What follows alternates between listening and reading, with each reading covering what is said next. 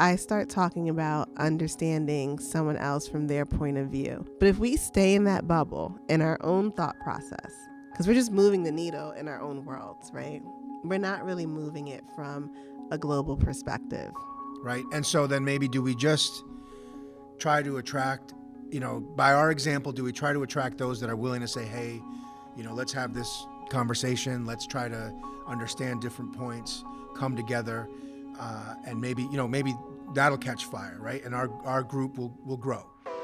Welcome to The Conversations We Should Be Having, a space where a police officer and an activist talk about race and justice in America in a new way. A way that doesn't shy away from hard truths or differing opinions, and yet strengthens their friendship. No matter how challenging a conversation may be, they commit to staying in the room together.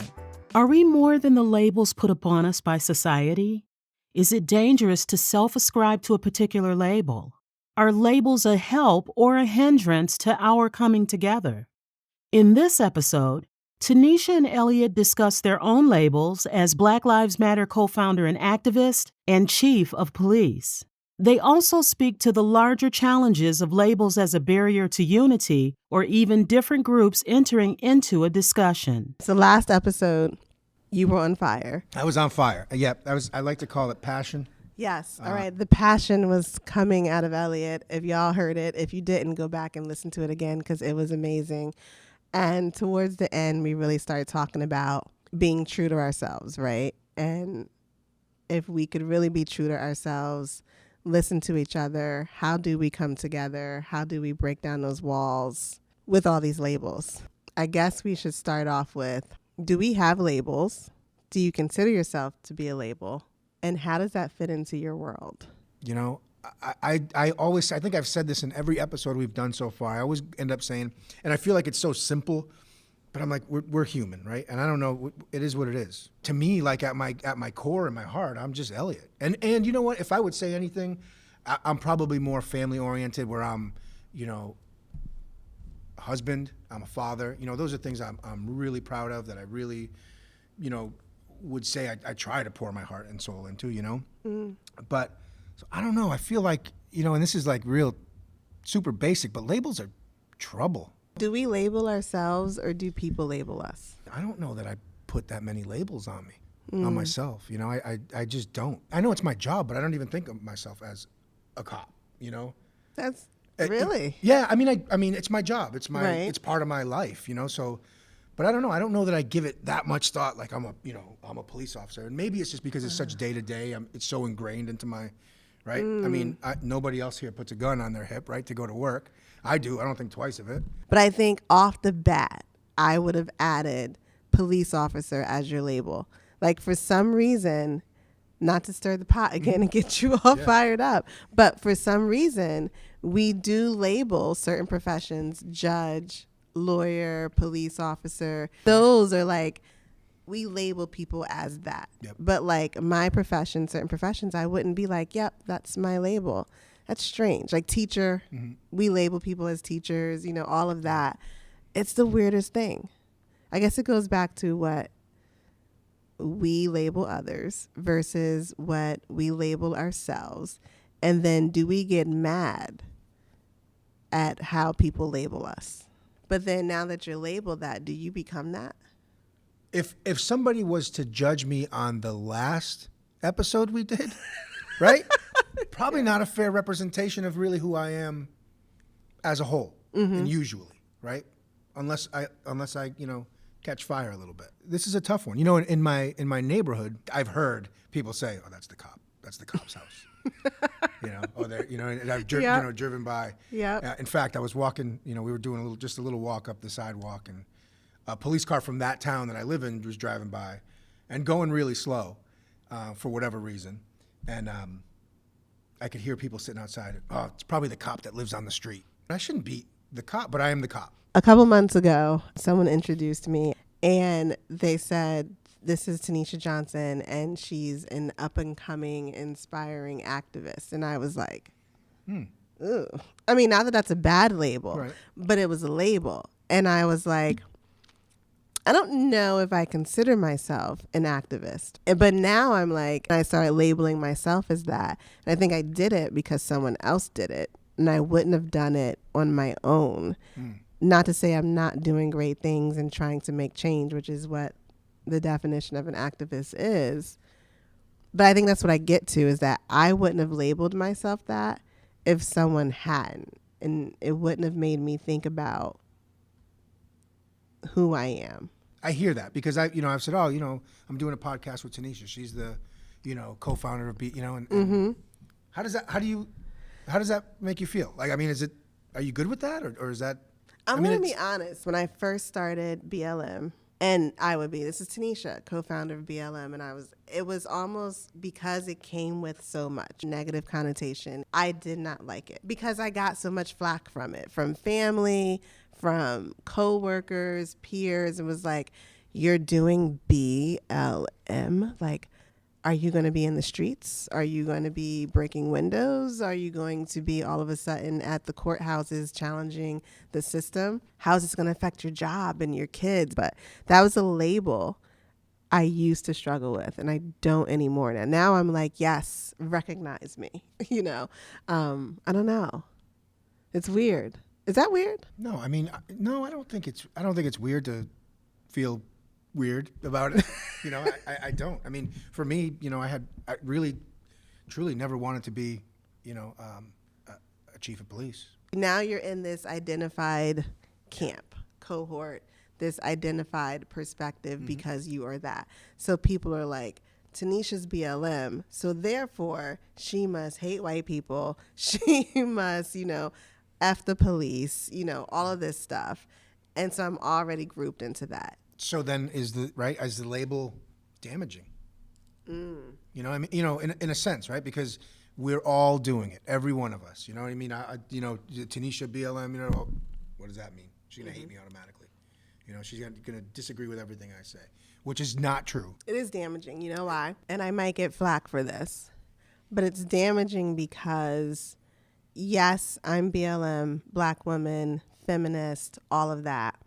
And then I show up with a white girlfriend and people are like, or my ex-husband's white, and they're like, she's with a white person. So the label means that you have to do certain things to fit Labels that label, make right? That's people what people assume. Right. Yeah, it's the assumption that because I have this label, I automatically am a certain way because of what people believe.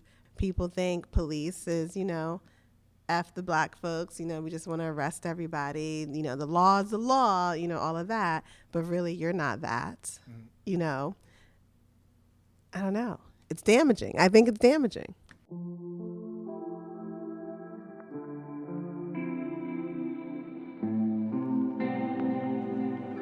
Yeah, this is actually super powerful because, the other thing, right? So do the labels, and maybe you said this before, I might have missed it if you did, but No, go ahead. does the label then make us act different? Do we live up to whatever label that somebody has put onto us?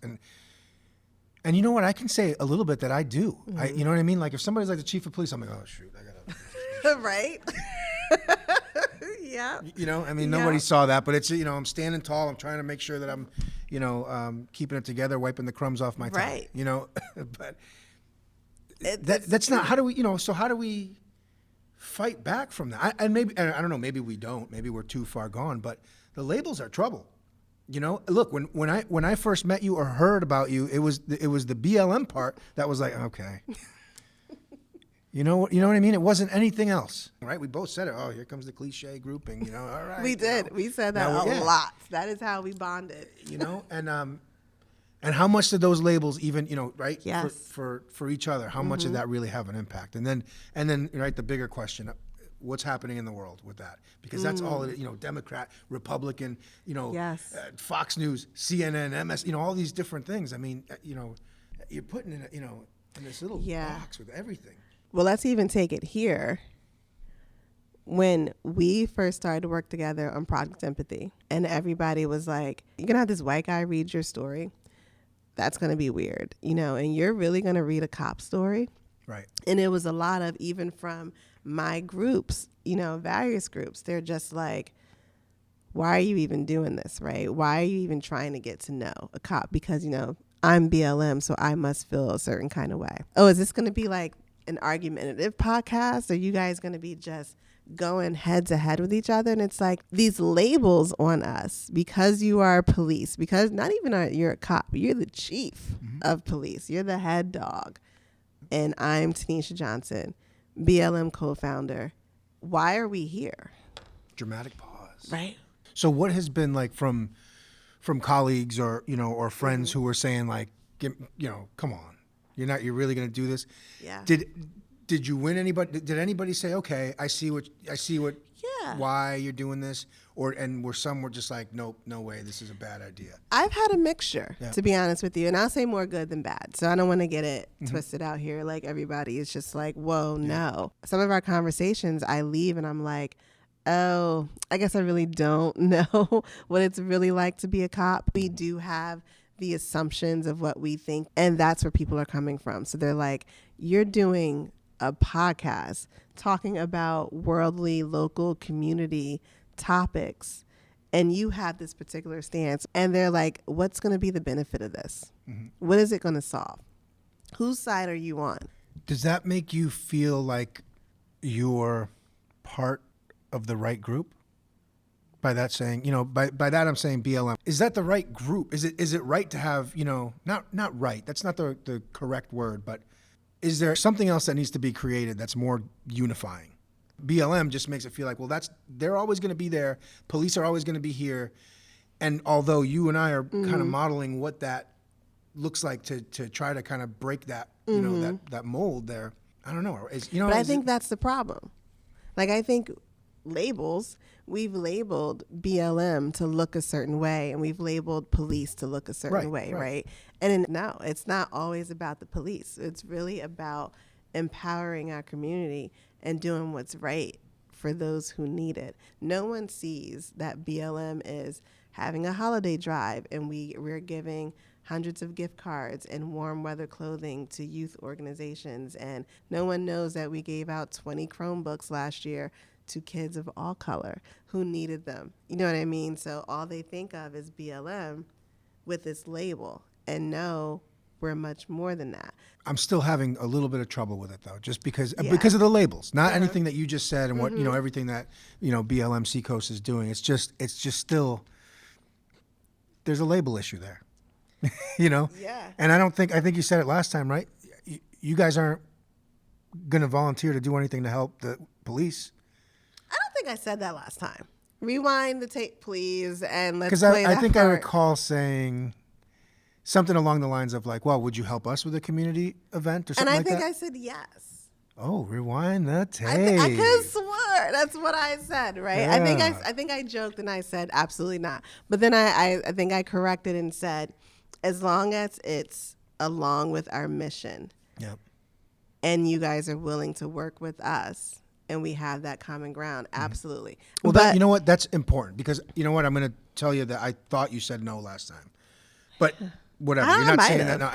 Maybe I'm in a But better that's mood. great because that was my point. Was like, well, how do we start really breaking down these labels until we actually say like, okay, let's get in the same room, like like this, but which I think this is different. But how do we get in that same room as organizations and say, look, we have these labels, but look at these common goals that we have, and I think we do have a lot of common goals.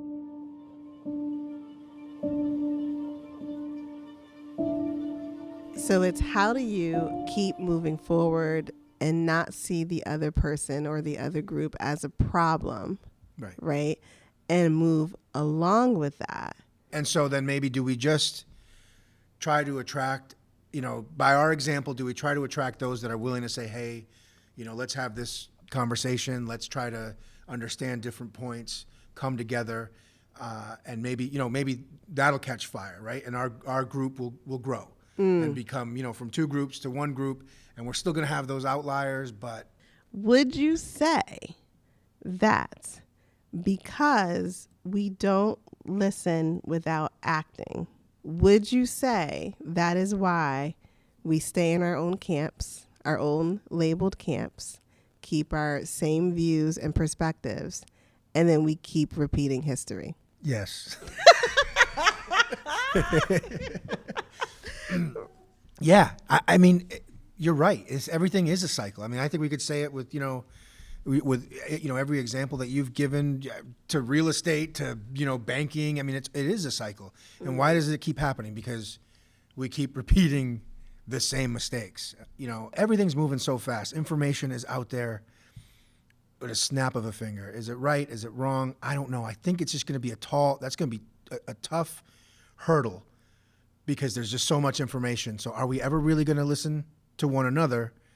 Because there's so much out there that it's almost forming our opinions for us. If that makes sense. It's just not, you and me talking. It's also, right?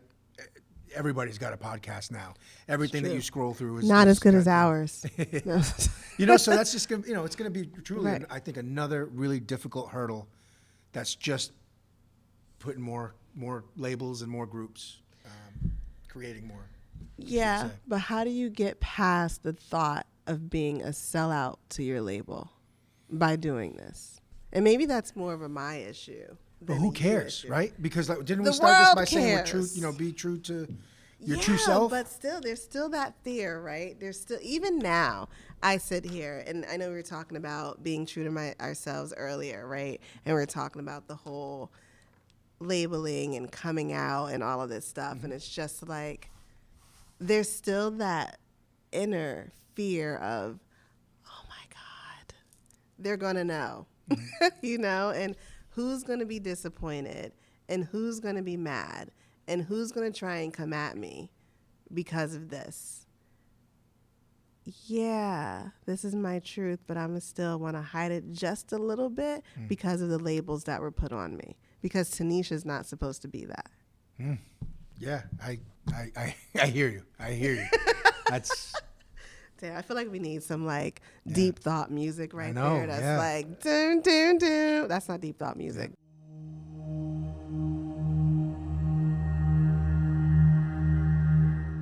I'm really sitting here knowing we have these thoughts. You have these thoughts in your head about different things, our labels, the biases that come with those labels, whether it's because we grew up with them, we're in this disunified system that we were raised in that has contributed to our thoughts and feelings. How do we then take that and only just know that we can do something different? And then we go back to come together and return to that unity piece. So questions for thought, because that's what our next episode is about. So make sure you listen in, because the next one is going to be even more on fire, because we're talking about UNITY. Oh, that's the ender song. UNITY, that was unity. Make sure you plug that in there, okay? Don't forget. The Conversations We Should Be Having is brought to you by Green Acre Baha'i School.